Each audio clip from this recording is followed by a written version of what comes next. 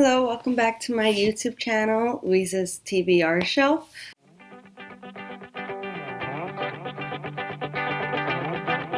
I know it's been a while since I've posted, about 2 weeks. Life got in the way.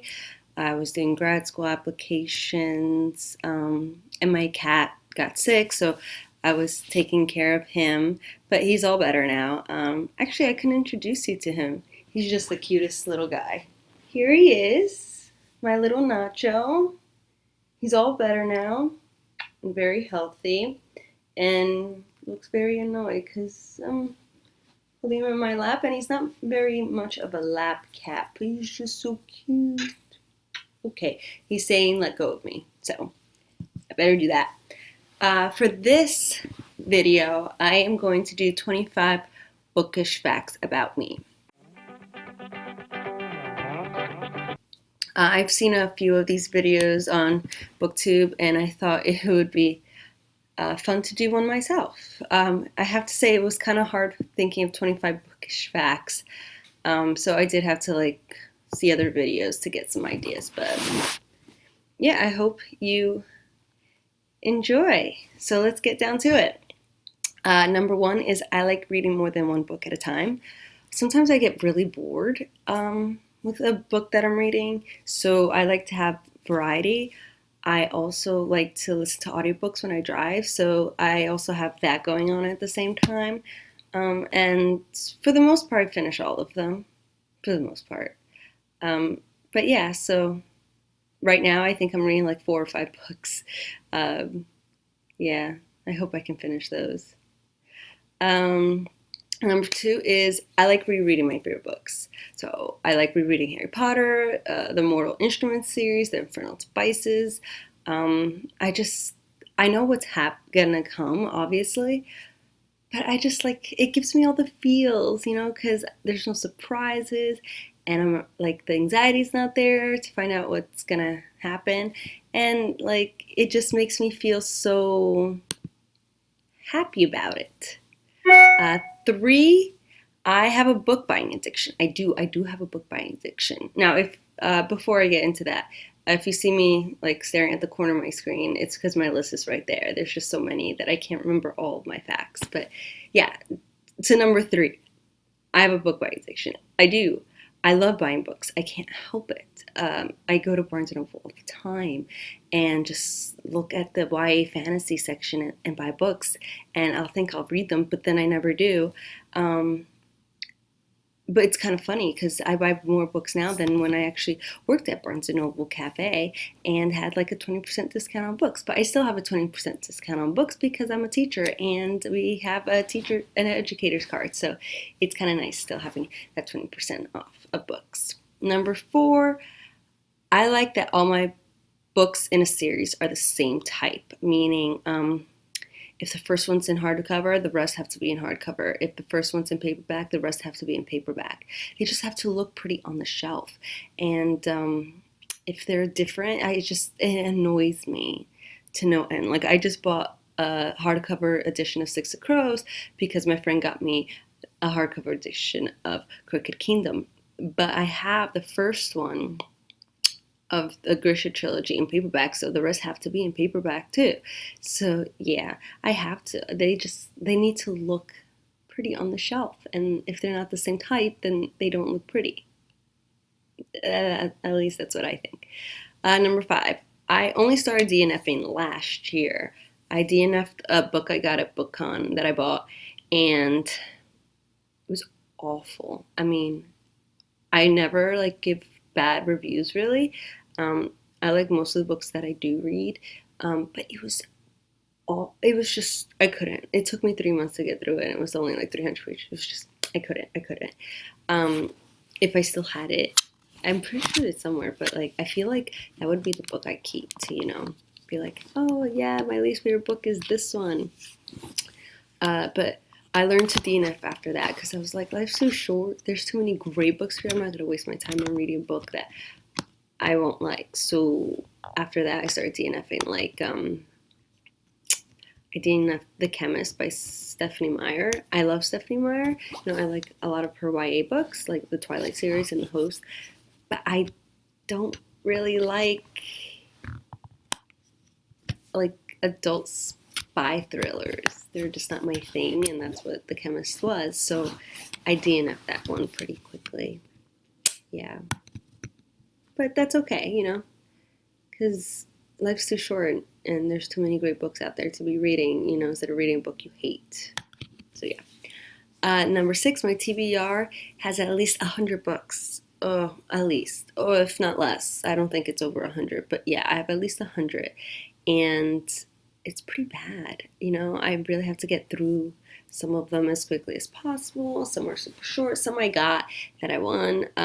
Some from a subscription box. And yeah, I have to go through my TBR and take out any books that I don't think I'm going to read, because I'm going to Half Price Books to sell a bunch, and I want to take that down to a more manageable number. So yeah, I mean, it's such a long TBR, and I really don't want one that long. So yeah. Number 7, I only buy the first book in a series before I buy the next one. I used to buy a whole series, and then I wouldn't like it and never finish. So I buy the first book. If I like it, I'll keep going. If I don't, then I won't keep going. For example, Children of Blood and Bone. I bought the first book. I know the second one's not out yet, but I'm not buying the second one. I didn't like Children of Blood and Bone. I will make a review for it, but it just wasn't my... I don't know. I mean, it just wasn't my cup of tea, I guess. I didn't care about the characters anyway, but that's for the review. But yes, so I have the first one. I don't plan on buying the second one, and I try to do it that way just so I don't spend money on books I'm never going to read and then I have to give up. Number 8, sometimes I picture myself as another character in the book and imagine what I would do in that situation. So like moments where there's like intense scenes where you're like, oh my God, are they going to die? Are they going to die? Are they going to die? Oh my God, what's happening? Like, oh my God, their life is a mess. I like to envision myself as like this badass character in there that's going to just solve everything and be like, yes, like I just solved all your problems. I feel like that's my alter ego. Like this badass person that's like, I can totally like fight everything. Yeah. That's why I write, so that my badass alter ego can like do that stuff in her own stories. Yeah. Number 9, I can read anywhere, even if it's loud. I can read in a cafeteria. I can read in a doctor's office. I can read anywhere, really. Sometimes I do have to be like focused or want to read, but for the most part I can read anywhere. I even read when I watch TV, which I know is horrible, but I can do it. It's not that hard for me. Like, I can focus enough for it. I think it's just, I don't know, something I've always been able to do, even as a little kid. So yeah. Number 10, the book that got me into reading was Harry Potter, which I'm sure that is very true for many, many people. It took me 3 tries to read Harry Potter, actually. I believe I did it. I finally finished it in like a doctor's office or something because the wait was so long. But yeah, after reading it, I was like, yes, this is great. And I just powered through the rest. But yeah, that was definitely the book that like propelled me into this love of reading and then eventually writing, of course. Number 11, I always carry a book with me, always. If I don't have a physical book, I have one on my Kindle, so I can read from there. But I always have something to read in case, I'm somewhere bored and need to pass the time. So yeah. Number 12, I'm a teacher and don't like loaning books to my students. I know this sounds horrible, but I have a reason. I actually don't particularly like loaning books to people in general, but my first year I loaned my City of Bones copy to a student, and she lost the student lost it, and it found its way back to me, but it wasn't in pristine condition, and since then I really don't like to loan my own books out. However, this propels me into number 13. I do have a classroom library so my students can read. as well. So like certain books on my classroom library are books that I have myself, but I wouldn't lend out my copy. But there are books on there that I can recommend because I've read them as well. So even though I don't lend out like my personal copies, of like Harry Potter or City of Brass, or like Heartless by Marissa Meyer, I do have Harry Potter books on my classroom library, and Heartless in my classroom library in case they do want to read it. So it's not like I'm saying, how dare, no, you can't read. No, definitely not. I totally encourage my students to read. My own personal books are very special to me, and I'm always hesitant to lend them out to people. So yeah. 14. I want to have a library of books that I love.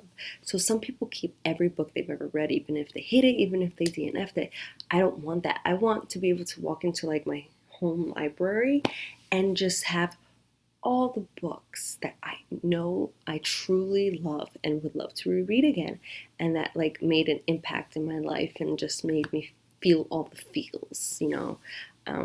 That's my goal in life. Well, one of them.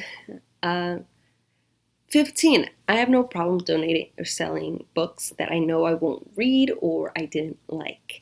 So some people have that problem for some reason, like, oh my god, what if I'm going to read it? I really don't care. Eventually I'll forget about them. There are lots of books that I'm donating to Half Price Books at the end of the month. Some that I haven't read, some that I bought and then I'm like, I don't know why I bought this. Some I bought and read and didn't like, or liked it but don't see myself reading it again. I have no problem with getting rid of books, to like other people, because it'll find a good home with someone else. Number 16. I can't stop reading in the middle of a chapter. I have to finish the chapter. It just stopping in the middle really, really annoys me, and it like gets on my nerves. I mean, I know I do it with Kindles, but like with a physical book, I have to finish the chapter. I can't stop in like in the middle of an action scene or whatever, So yeah, I'll stay up later if the chapter is longer rather than stopping before I'm done with it. Number 17. I like to read and watch TV at the same time. I have mentioned that before. I know it's weird, but I like the TV as background noise. I don't like to be too quiet when I read, so I enjoy having the background noise of the TV. And sometimes, yes, I will stop reading and watch what's on TV because it's like interesting, but then I always go back to reading. Always. Number 18. I've written a book and I'm currently writing another one right now. So I have written a book. It's like 300 or so pages. It is my pride and joy. It's hidden, in my computer. Not really hidden. It's like in my Google Docs, but I don't know if I'll ever publish it. I mean, I finished it like 2 years ago, and I haven't really gone back to it, since then. But I am currently writing another one. The idea came to me like when I was going to sleep, and just came into my mind, and I'm one page in to writing it, but I've plotted out certain things. Like I've plotted out the important points, I plotted out characters and background and things like that. So like that kind of work is done. But yeah, I'm excited to start this new project. I can't wait. And I am currently writing a story for Creepypasta, so I'm hoping that I finish that and can get it published on Creepypasta. That would be like a huge accomplishment. Yeah. Number 19. I prefer books that are told in the point of view of a girl. I know there are a lot of books told in the point of view of a boy, like Harry Potter, and I love Harry Potter.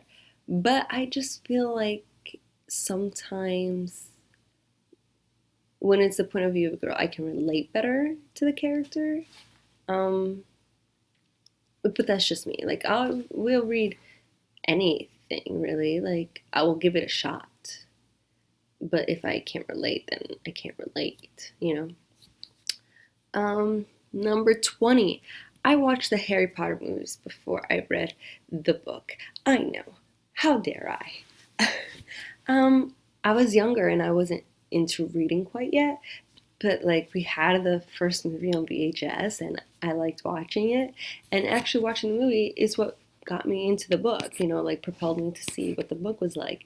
Obviously, the rest I read the books first, but yeah, for some of them I actually watched the movie first. I know, I feel shame, but it is what it is. My cat's like jumping over everywhere. Number 21, my favorite genre is YA fantasy. I basically live in that section in the Barnes & Noble. I know where it is in a lot of Barnes & Nobles that I visited. It's just the section I like, and it's what I inspired to write. Yes, my first book is not YA fantasy, but the second one I'm hoping is YA fantasy. Like, by the time I'm done, it's like, yes, this sounds like a YA fantasy novel. Like, that's the genre I'm striving for. Because it's just a great escape from real life, and sometimes you just need that. You need that adventure. Number 22, I get two box subscriptions per month. I get Book of the Month, which I choose a 1 out of 5 books at the end of every month, or more like at the beginning of every month, and then they ship it to me. And Go Scribbler, which is a writer's subscription box. You get a book as well, but the book illustrates what they're trying to teach you. My cat again. What they're trying to teach you in that specific box. Which I think is such a great idea, and I do like it a lot, and there's a lot of good accessories and a lot of stuff, and my favorite part is you get to chat with like popular people that are like in editing and stuff like that, and you can ask questions, and I think that's awesome. Number 23, I prefer reading a series over a standalone. I feel like with a series there's more room for character development and more time for me to fall in love with characters. Fall in love with these characters, and I like having like that long adventure over multiple books. It's something I thoroughly enjoy. And a standalone, I feel like when I'm done with it, I'm always sad because it's over and nothing else is going to happen. And I'm just like, that's it. That's it. I mean, there are some standalones that I do like, but for the most part, I'm a huge series reader, which sucks because sometimes you have to wait a really long time for the next book. Number 24, I'm guilty of buying a book because of the cover. I actually read not City of Bones, Clockwork Prince because the cover attracted me to the book, and I loved that series, and Cassandra Clare is my favorite author of all time, so I'm okay with sometimes judging a book by the cover, but yeah, I am guilty of that. And I'm okay with it. And last but not least, 25. I think my 25th bookish fact is I think I would like historical fiction. Like, I like the idea of historical fiction because I love period pieces like on TV, I love all of that. But every time I try to read one, I can't get through it. I get bored and then put it down. It's such a shame. And it's not like certain periods in existence, like in time, but like all of them, I just get bored. I mean, there are a few that manage to get my attention and I'll eventually like, but for the most part, I get really bored. I don't know why. Maybe it's the language. I have no idea. But yeah, that's 25 bookish facts about me. Now you know more about me than some of my friends. Some of my friends don't know these facts about me. But yeah, this was fun. And I will definitely post sooner this time. Now that my cat's healthy, I will definitely post sooner. But yeah, I will talk to you guys later. Bye.